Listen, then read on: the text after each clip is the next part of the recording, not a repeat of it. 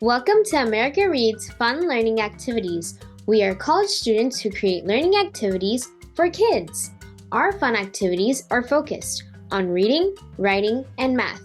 Thank you all for joining me here today. My name is Shravya. In today's video, we'll be learning how to close read some stories. Before we read the awesome story for today, let's go over a few close reading tips when it comes to reading nonfiction books.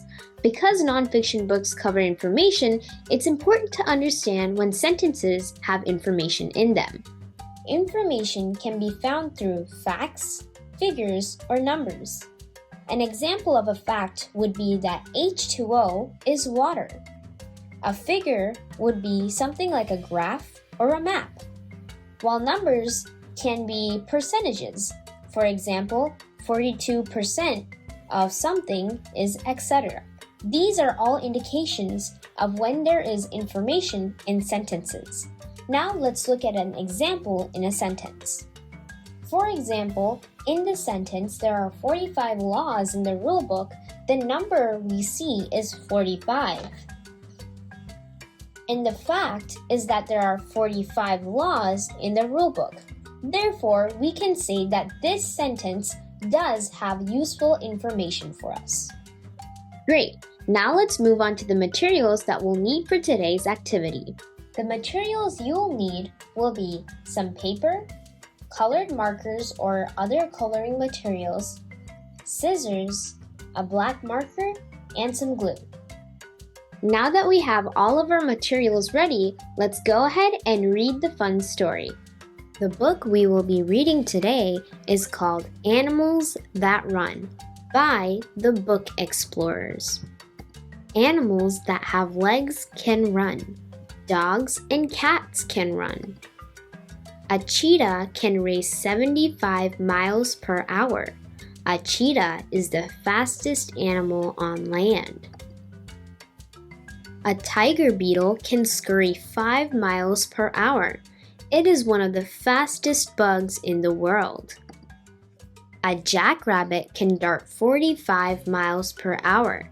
It can run faster than all rabbits. An ostrich can sprint 60 miles per hour. It can run fast for short distances.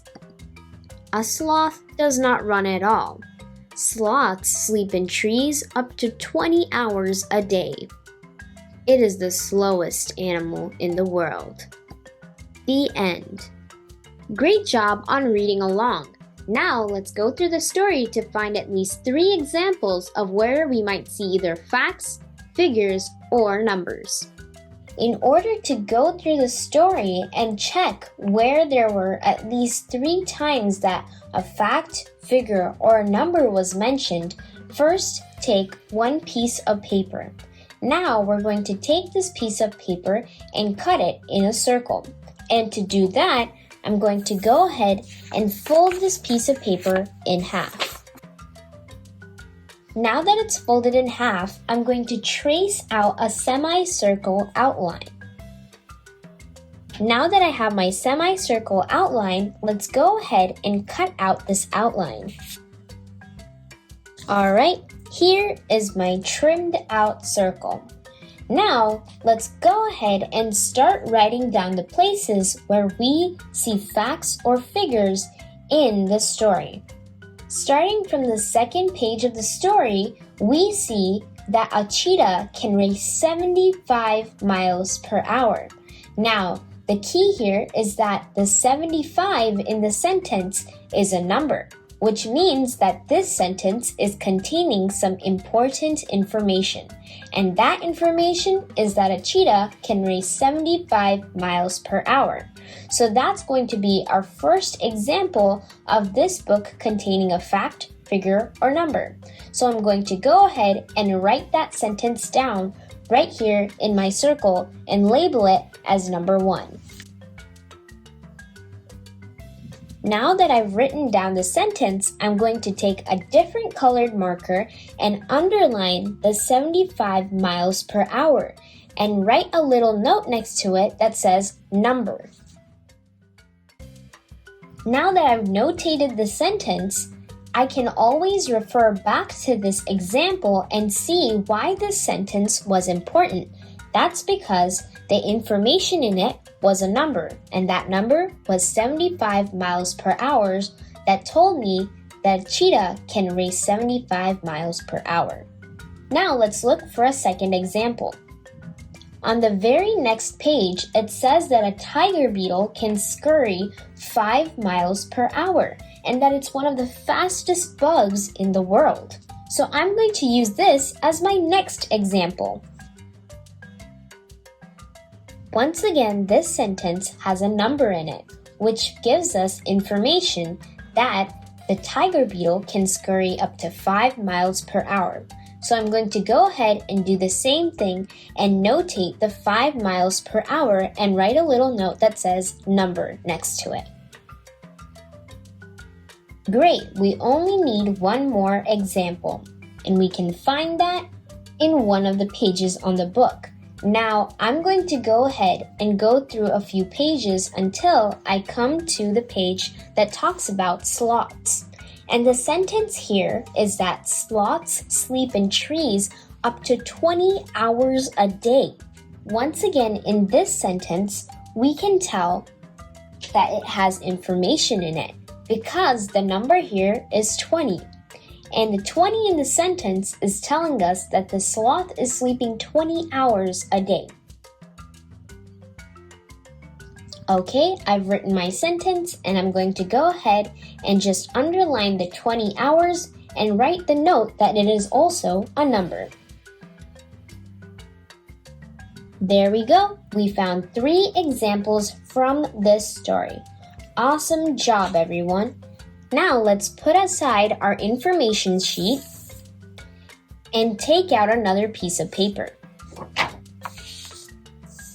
For this piece of paper, we're also going to cut it into a semicircle shape so that when we open it up, it's a full circle shape like this one.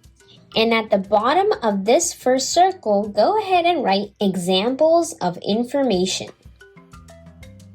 Now, on this second circle, it's time to have a little bit of fun and go ahead and write what you think about this information. And we're also going to have some fun by drawing all of the animals that are on this page. So for me, I'm going to be drawing a cheetah, a tiger beetle, and a sloth. I'm going to go ahead and continue putting all my thoughts about this information into little cloud bubbles.